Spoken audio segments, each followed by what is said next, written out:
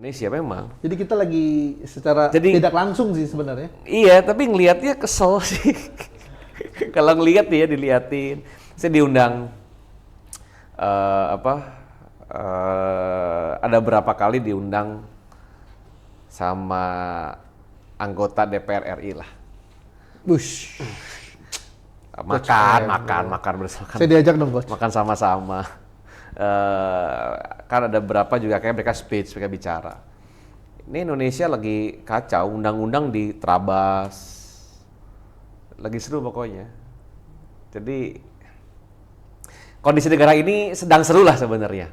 Pertanyaannya sebenarnya gini, bukan kita nggak akan bahas keseruannya apa gitu ya, karena udah seru pastinya. Dan saya tadi tanya sama teman-teman, udah ngerasa belum sih harga barang pada naik? Udah Pak, udah lama, udah berasa juga. Iya, satu. Kedua, sekarang mau berusaha tuh mau punya usaha susah gitu loh, nggak gampang. Mungkin kita juga perlu komunikasikan ini, Coach. Kan beberapa minggu terakhir secara tidak langsung tuh kita lagi membahas ini ya, Indonesia, ekonomi Indonesia menakutkan, ya kan? Lalu juga politik Indonesia dilanda ketidakpastian, lalu juga harga barang masih naik, ya kan? Dan kali ini kita bahas Indonesia lagi. Lalu koneksinya dengan para penonton tuh ataupun orang yang melihat channel ini apa gitu ya? Pastinya kita tinggal di Indonesia ya.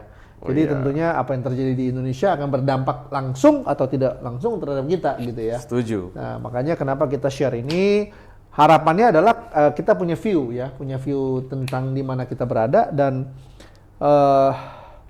kita bisa mengambil sikap, mengambil langkah. Yes, and way out-nya apa nih gitu kan? Ya. Kalau kita bahas, kalau bahas masalah, we have a lot of problem. Ya. But what the solution? Solusinya apa nih? Solusi dari, kalau saya bilang kalau peluang itu selalu ada. Kita bisa lihat peluang di mana aja sebenarnya ada. Kalau dibilang susah, lagi susah, ada aja peluang sebenarnya. Nah, tapi kan sikap mental seperti apa sih? Benar, saya setuju banget Coach dengan pernyataan Coach bahwa sebenarnya kita sharing ini bukan untuk membuat kita khawatir ya. Yes. Itu kita sounding terus tuh. Betul. Bukan untuk membuat penonton khawatir atau takut, tapi lebih ke alarm untuk siap, dan salah satunya adalah membangun mental ya. Pada akhirnya dalam situasi yang buruk pun ada peluang. Ada peluang. Kesempatan. Tergantung cara pandang kita. Yes, betul itu dia. Hari ini kebetulan saya pakai kacamata lagi. Tergantung kacamata kita ini apa, ya kan? Kalau kacamatanya ini mentalnya itu buruk, ya kan? Akhirnya melihat segala sesuatu itu sebagai malapetaka ya. Ya, kalau lensanya warnanya merah, ya ngelihat dunia warna merah. Betul. Gitu kan. Kalau lensa warna biru? Ya, jadi lihat dunia warna biru semua. Tergantung kita pakai lensa yang mana kan. Ya, nah ini lensanya yang harus adjust nih. Sesuaikan. Tuning nih. Nah, tergantung apa yang kita percaya gitu ya. Apa yang kita percaya menentukan apa yang kita lihat. Setuju banget. Jadi satu hal bisa dilihat dengan banyak sisi. Banyak warna. Banyak warna, betul banget. Bisa merah, bisa biru ya. Yoi. Bisa hijau, bisa macam-macam lah, tergantung kita mau pilih yang mana. Betul. Ya, jadi kita harus meluruskan ini loh, Coach. Takutnya nanti mereka, waduh, gue di Indonesia nih. Oh iya, karena makanya gini, waktu itu kan dia ngomong pas lagi ngumpul juga sama anggota DPR RI ini, anggota Dewan lah bilangnya. Ada teman saya ngomong, gila ya Indonesia ya, wah kayak tuh marah gitu loh. Saya cuma nanya, oke, Sang ini gue nanya deh, masih cinta gak sama negara ini sama bangsa ini? Wah kayak gini mah udah enggak lagi lah, udah marah-marah dia, udah ngoceh-ngoceh dia. Karena salah satu yang kena disisir kemarin di Glodok Bangga 2. Kena sisir dia. Oh, kena sisir, rapi dong rambutnya. Rapi, saya aja gak rapi-rapi. Ada sisir menyisir ya? Dia marah-marah, panjang di utang, semua marah-marah dia. Gua gimana gua cinta sama bangsa ini katanya. Saya bilang akhirnya, saya ingat pesan guru saya dulu waktu tahun berapa ya, 2002, 2001, 20 tahun yang lalu ya. Pertanyaan yang sama ditanyakan pada saya. Emil, seberapa cinta kamu sama bangsa sama negara ini? Saya waktu itu tulis cuma 80%, 90%. Indian beliau ngomong adalah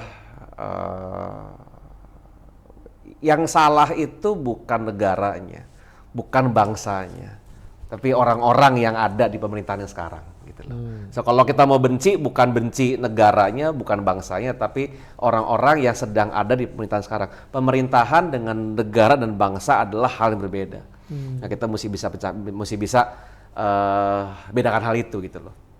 Nah, saya bilang sama orang ini, dia bilang, wah mungkin masih emosi lah ya. Enggak lah, mau pindah negara katanya. Pindah negara aja. Saya bilang, bro, lu lahir, lu makan, lu minum di negara Indonesia. Lu kerja sampai umur 40-an, 50 sampai 50 juga di Indonesia. Punya anak juga di Indonesia, punya keluarga juga di Indonesia. So, tanah itu yang kita pijak. Jangan kemana-mana. Masih banyak peluang kok, kesempatan kok. Tapi kalau emang you mau berjuang, pasti bisa. Cuma 2 pilihannya sekarang. Sebel kan sama pemerintahan sekarang? Kenapa nggak lu yang perintah aja? Saya itu sama dia. Dia bilang, wah, kalau ada kesempatan gua mau. Bener lu ya. Saya bilang, bener lu ya. Jadi anggota dewan nih, saya bilang. Mau nggak nih? Tuh, ada anggota dewan ya, kontak aja. Cepatnya dia jadi staf khusus. Saya bilang. Dia ngoceh juga gitu. Nah ini yang banyak orang nggak paham bahwa mungkin karena ternyata baik teman saya gitu, udahlah pindah negara, percuma. Nggak usah pindah negara. Darah kita dari Indonesia, kalau lahir di Indonesia. Tapi sebenarnya saya setuju dengan pernyataan Coach Emil ya. Dimanapun kita berada ya, di bangsa manapun ya relatif lah ya Coach. Relatif. Saat ini ya. Relatif. Yang terjadi yang kita lihat saat ini bangsa-bangsa ya relatif ya. Iya betul. Iya, memang mungkin ada masanya di satu bangsa tertentu ada pemerintah ataupun ada otoritas yang hebat, ada. Ada. Tapi di saat ini kayaknya hampir look alike ya. Nggak ada satu bangsa pun yang nggak tahu ya saya kurang info atau di luar pemahaman saya, tapi sejauh yang saya tahu dan saya pahami ya kurang lebih lah ya. Mungkin bahasa negara kali ya. Kalau negara apapun sama-sama. Karena kalau bangsa kan, bangsa apa sih? Kalau saya kan lahir di Indonesia ya.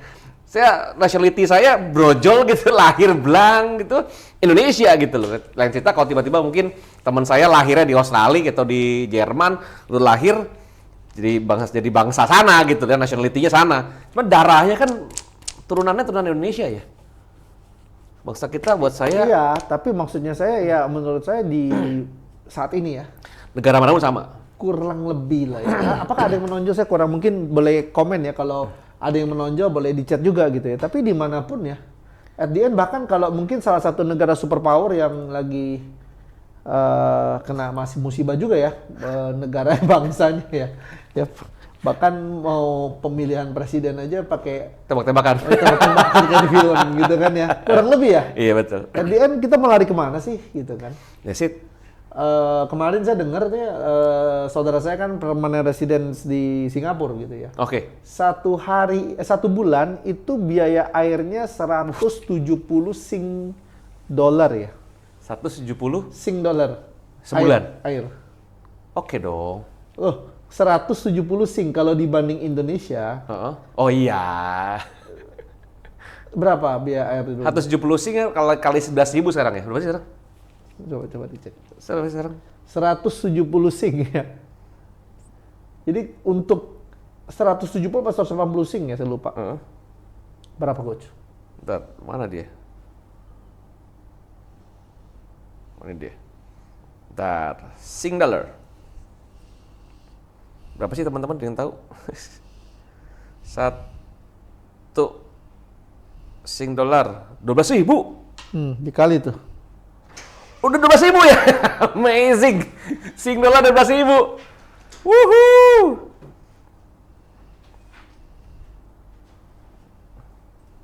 Luar biasa. Berapa tuh Coach?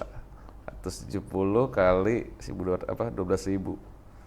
2.040.000. Iya, air. Kalau kita di Jakarta? Ya, nggak nyampe segitulah. Saya di kantor kurang lebih 400.000, 500.000. Iya, kurang lebih ya. Kalau di rumah 100 ribuan. Iya. Jangan pakai air di rumah. Ya enggak juga, karena tinggal 3 orang. Oh iya betul. 3 orang. Jadi ya kalau di sono segitu air. Nah jadi kan sebenarnya kalau kita nggak bisa komplain lah ya. Actually pasti di negara manapun, di bangsa manapun ada deritanya kan gitu. Memang. Ya, dimanapun kita berada kan sebenarnya sekali lagi tergantung mindset ya. Jadi balik lagi. Sikap mental kita ya. Balik lagi tadi coach ya kan, kacamata kita. Iya betul. Ya kan? Kacamata kita hijau atau merah, biru apa merah nih. Itu dia. Kalau merah kebakaran terus kan. Cara melihatnya akhirnya kita menjadi emosional dan coach sebagai EQ trainer gitu pasti tahu waktu emosional artinya otaknya Copot. plug off gitu ya. Dan akhirnya nggak bisa berpikir dengan jernih ya.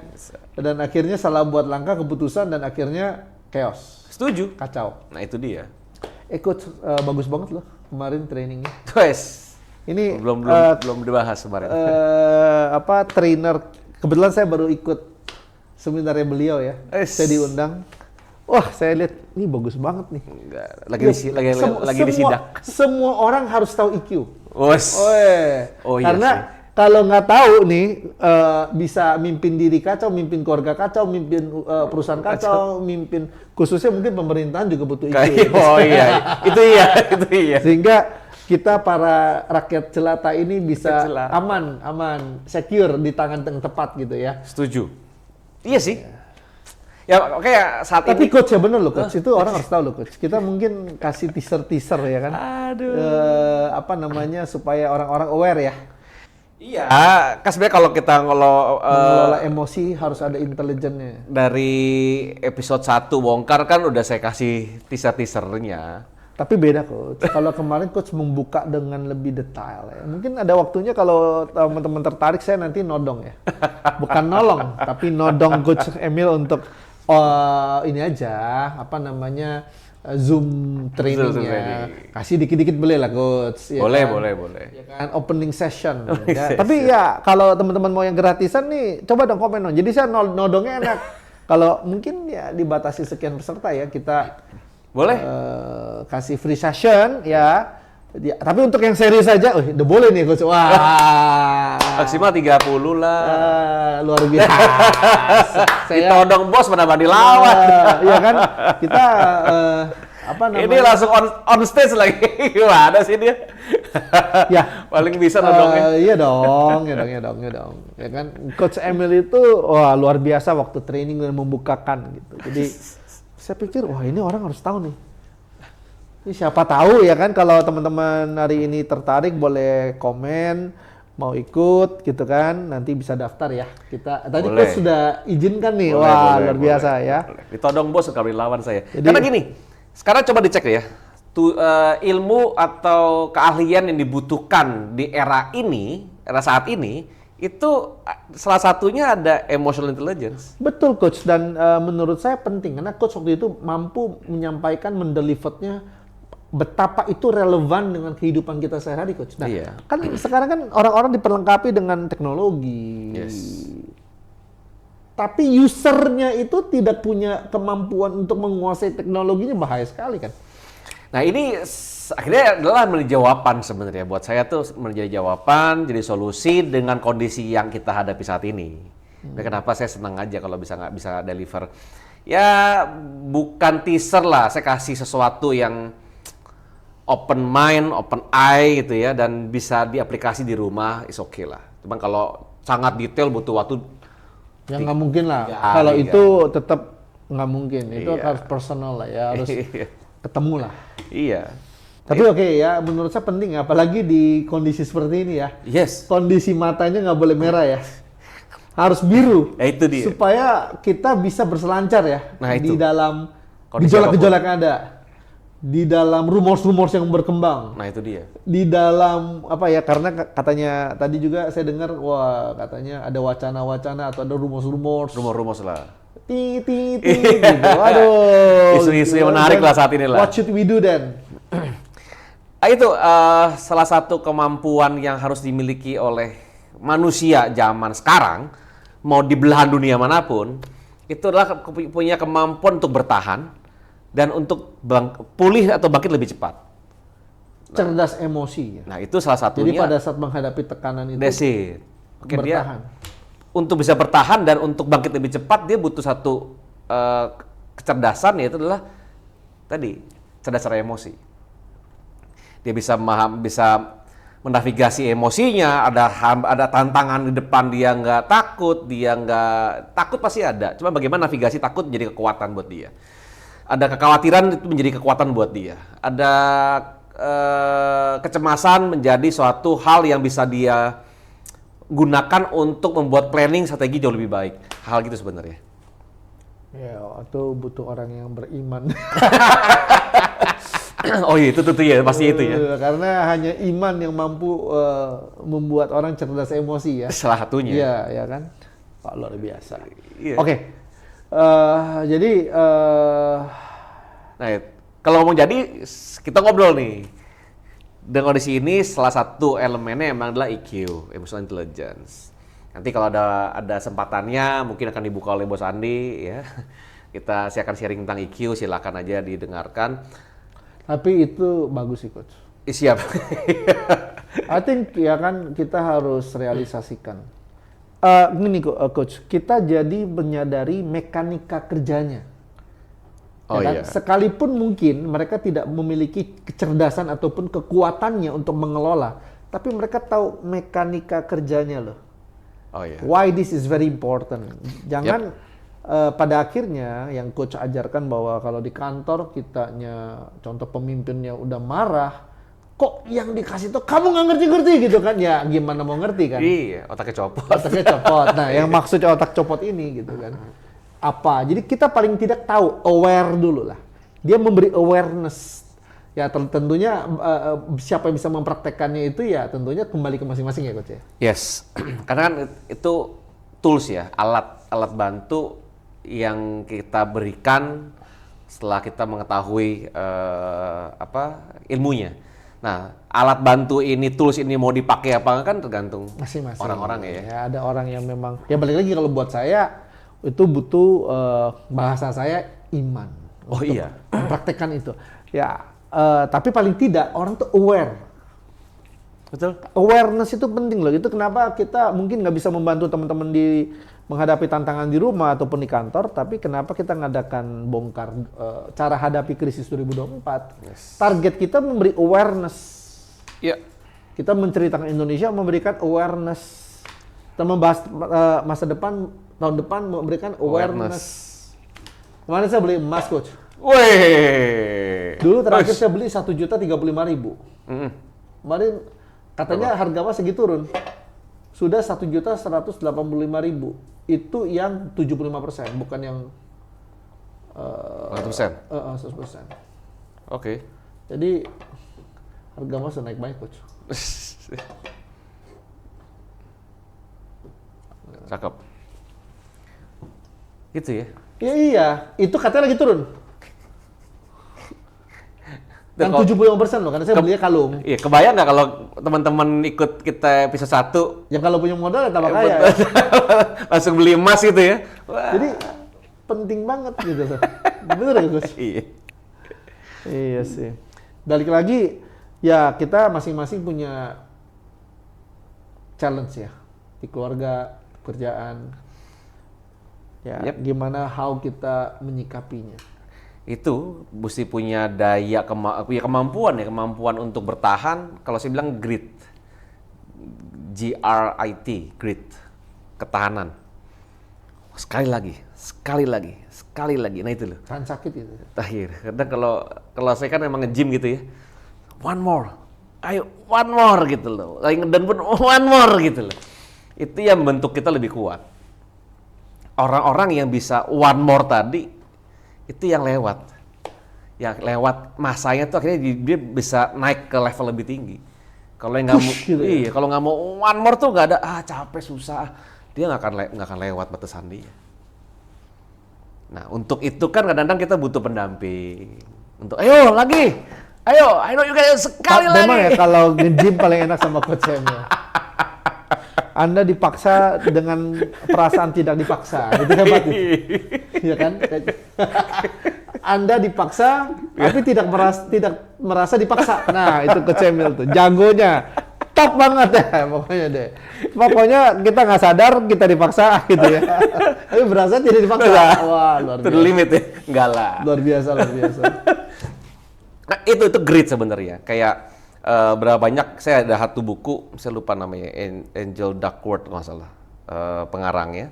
Itu pengarang buku Grit. Saya lagi baca lagi. Ya dia lagi baca kedua kalinya karena saya melihat bahwa lagi dibutuhkan saat ini. Grit itu sangat dibutuhkan. Jadi pada akhirnya ya kita percaya gini ya, di masa-masa ini berarti akan terjadinya penggolongan ya, pemisahan ya. Orang-orang yang bisa grit tadi Ya. dan orang-orang yang tidak bisa grit tadi akan berjurang lebih jauh lagi loh. Iya, pastinya. Akan ada gap yang lebih besar lagi. Pastinya. Wow. Nah, itu yang kenapa saya lagi akhirnya mencoba untuk membaca ulang supaya saya mau bikin, saya juga menerapkan dalam diri saya dan juga apa yang saya kasih tahu berikan pada yang teman-teman yang lain karena saya tahu saya punya kemampuan untuk mendeliver sesuatu by kata-kata ya. So di situ ditulis bahwa banyak orang kalau tahu Navy SEAL Amerika ya, di film-film juga banyak karena dia dari Amerika, dia bilang Navy SEAL Amerika itu dari ratusan orang yang daftar, yang lulus paling cuma di bawah 10. Nah, orang-orang ini dikelompokin, tanyain sama mereka, sama orang ini gitu loh, sama dia. Apa yang buat kamu bertahan sih? Dia bilang, saya nggak pernah kebayang saya bisa bertahan. Dari awal pun saya nggak pernah kebayang saya akan lulus dan akan menjadi bagian dari Navy SEAL Amerika. Apa yang buat kamu bertahan? Saya cuma berpikir bahwa dikit lagi, bentar lagi, dikit lagi, bentar lagi. One more step. Oh, itu doang katanya. Itu yang buat saya ada sampai sekarang. Nah, punya iman one more step itu loh. Punya iman dikit lagi, bentar lagi, tahan yuk, dikit lagi. Tenang aja, mereka nggak bakal bikin gue mati gitu. Itu punya iman itu loh. Tenang aja di latihan, mereka nggak bikin gue mati, mereka hanya untuk memperkuat diri gue. What doesn't kill me make me stronger, gitu kan? Itu yang di otak mereka itu isinya, dan mereka lolos. Dan terbukti orang-orang ini orang-orang dewa, ya orang sakti lah ya. Punya kemampuan bertahan itu. Nah, sebenarnya ini kemampuan yang harus dimiliki bukan hanya Navy SEAL Amerika atau Army di negara manapun. Tapi setiap individu dari kita punya mental itu sebenarnya. One more. Yuk, dikit lagi yuk. Gitu.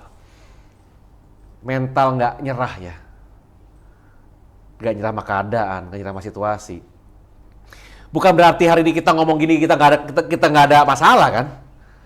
Ya masalahnya banyak lah. Bukan berarti kita nggak punya masalah, kita nggak ngadepin apa yang teman-teman lagi ngadepin juga. Kita di negara bidang lah ya. Kita di negara yang sama, di situasi yang sama, kondisi yang sama gitu loh.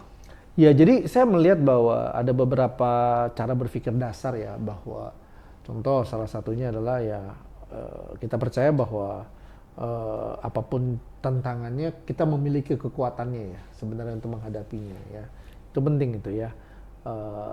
Sebenarnya Tuhan memberikan kita kekuatan itulah ya untuk melaluinya gitu. Ada. Jadi jangan menyerah ya kan, dan pada akhirnya kalau kita tenang, balik lagi karena kita percaya, kita tenang, ada kok jalan keluarnya. Betul. Entah kapan ya. Itu memang nggak tahu kapan. Tapi entah bagaimana gitu kan. Kadang-kadang mungkin solusinya bukan di kondisinya loh. Perubahan cara pandangnya. Ganti kacamata jadi kacamata lensa yang jernih gitu loh, yang bening gitu loh. Jangan ada warna-warna lain. Bahkan kadang-kadang hal-hal buruk tuh bisa mendatangkan hal-hal baik loh. Oh iya betul. Kalau kita mampu melihatnya dan melakukannya. Nah, banyak orang di situ tidak mampu tuh. Iya. Akhirnya nggak mampu grit. Jadi semua dimulai dari cara pandang sih sebenarnya sih. Setuju banget. Perubahan mental kita dimulai dari cara pandang kita. Tadi saya baru ngomong di mobil sama istri. Terus saya mikir gini ya. Saya nanya sama istri saya. Vi, harusnya itu yang dibantu itu orang miskin apa orang kaya sih? Orang miskin lah, dia bilang.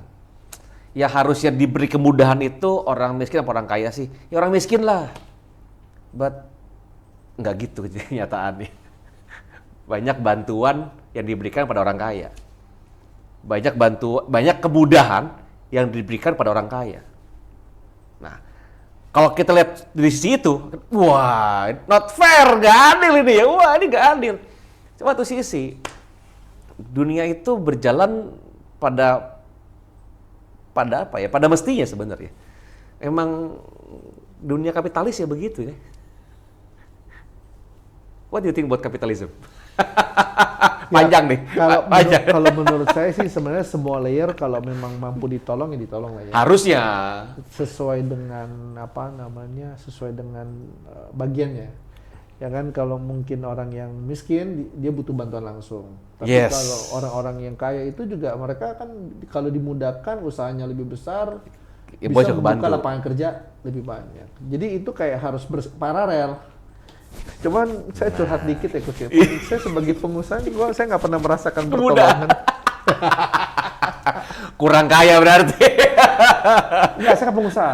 Saya tidak tahu saya di level mana. Yang penting saya di posisi pengusaha gitu ya. Loh, karena saya banyak banget pengusaha-pengusaha level dewa kan. Wah, ada aja. Jadi sebenarnya saya setiap level itu butuh pertolongan ya. That's why kita need government kan. Nah, itu yang menaungi. Betul. Menjaga. Betul. Akhirnya saya ngomong sama istri tadi bahwa kalau kita punya lensa biru atau merah kayak tadi itu, atau hitam sama putih, hitam sama putihnya putih ya, bukan bening ya, kita nggak bisa lihat yang lain gitu loh. Saya bilang keadilan itu kan diberikan pada porsinya. Tingginya 170 sama tingginya harus 20, bantuannya beda dong supaya bisa lihat hal yang view yang sama kan. Kita lihatnya adalah yang harus 70, ini yang harus 20, kok bantuannya lebih banyak? Nggak gitu dong. Kan supaya view-nya sama ngelihatnya. Ya memang nggak mudah ya. Dibutuhkan point of view, cara pandang, kebijaksanaan, ketenangan untuk bisa lihat hal itu. Dari awal kita ngomong hal ini terus sebenarnya. Iya, pada akhirnya gini loh Coach, yang saya perhatikan gini, waktu kita tenang, waktu kitanya relax, waktu kitanya damai lah artinya ya, bisa loh melihat hal-hal yang selama ini kita lihat tapi nggak kelihatan, jadi kelihatan. Oh iya. Jadi kita butuh mata itu. Saya lagi belajar mindfulness. Karena kalau nggak punya mata itu, kita gagal melihat sekalipun hal tersebut sudah ada loh, sudah kelihatan, sudah tersedia untuk dilihat, tapi kita nggak melihat. Betul banget. Itu nanti katanya orang terlalu dalam lagi Coach. Kenapa bisa begitu? Jujur ngomong, waktu saya diminta sama guru saya, guru mindfulness saya, namanya Pak Hendrik Tanu.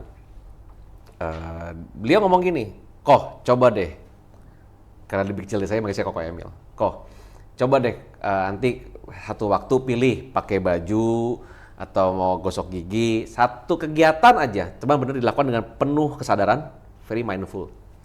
Oke, siap. Saya pagi-pagi bangun gosok gigi. Biasanya saya nggak berasa apa-apa, gosok gigi aja. Otak saya lagi mikirin after this what next, after this saya mau ngapain lagi, planning gitu, udah gosok gigi. Saya tuh bilang, gosok gigi pelan-pelan, very mindful, sadari. Saya berasa pinggang saya sampai kaki sakit loh. Kok sakit ya? Oh ini odol saya rasanya lucu juga ya. Ada rasa-rasa rasa apa ya. Akhirnya udah, malamnya mau ada kegiatan lain, saya gosok gigi sebelum tidur, ya, nggak mindful lagi. Sakit yang nggak ada, rasa odolnya kagak ada, kayak biasa aja udah. Nah sebenarnya kan itu sudah ada, ternyata bener saya kena ada masalah di pinggang sampai kaki sebelah kiri. Saya tahu dari mindfulness loh, kok sakit ya? Pasti cek bener. Pinggang saya tuh yang kiri lebih turun dibanding yang atas. Banyak macam yang saya sadari, yang sudah ada tapi nggak terlihat, tidak terasa, tidak terdengar karena kita nggak tenang. Saat kita tenang, semua terlihat kok. Iya sih, jadi memang ya saya berharap ya kita jangan ngumpat, marah, ya karena itu membuat lensa mata kita kotor, gelap. Ya kan, jangan kecewa, jangan putus asa, karena itu membuat kita ya benar-benar lensa jadi black gitu loh. Akhirnya melihat segala sesuatu jadi black. Tapi kalau kita bersyukur, kita tetap mengucapkan hal-hal yang baik, positif, ya kan, hal-hal yang membangun. Nah itu, tapi tentunya itu tidak bisa dibuat-buat ya. Sesuatu yang memang dari hati, bukan hati isinya apa, ucapkannya apa, nggak bisa. harus sama, paralel, sinkron, hati dan mulut, itu akan menciptakan mata-mata yang jernih. Waktu mata-mata itu jernih, sesuatu yang buruk mungkin ada kebaikan di dalamnya. Diterlihat. Ya. Ya mungkin saat ini mungkin kesimpulan dari obrolan kita, Coach, ya memang ya beberapa episode terakhir ini kan kita terus membahas tentang Indonesia. Tapi pembahasan kita ini ujungnya itu targetnya adalah untuk membawa kitanya ya semakin siap ya ataupun untuk tenang ya untuk melihat dengan jernih dan kita bisa mencari jalan keluar masing-masing. Is it? So pada prinsipnya adalah jangan reaktif tapi jadi proaktif. Yes. Ya karena kita tahu apa yang mesti kita lakukan. Dan akhirnya kita tunggu ya Coach Emil buka jadwal. Buat teman-teman yang pengen nih langsung komen aja supaya kita Coach Emil langsung terdorong mengeluarkan tanggal gitu. Astaga. Siap, boleh. Diatur aja. Nanti kita sharing-sharing sama teman-teman semua di grup YouTube ya. Udah tahu tanggalnya, langsung kita share aja. So, thank you Pandi hari ini. Thank you juga kita Coach Emil. udah dapat ya, bukan masalahnya tapi solusinya. Solusinya adalah tadi tenangan, bersyukur. Seperti wah itu gue juga bisa. No. Benar-benar pikirin lagi, renungin lagi, dengerin lagi episode ini sampai kita bisa terbantu keluar. Karena kalau kita jernih kacamatanya, kita pasti bisa lebih tenang dan bisa punya jalan keluar lebih baik. So, sampai jumpa di episode berikutnya. Yes. Thank you.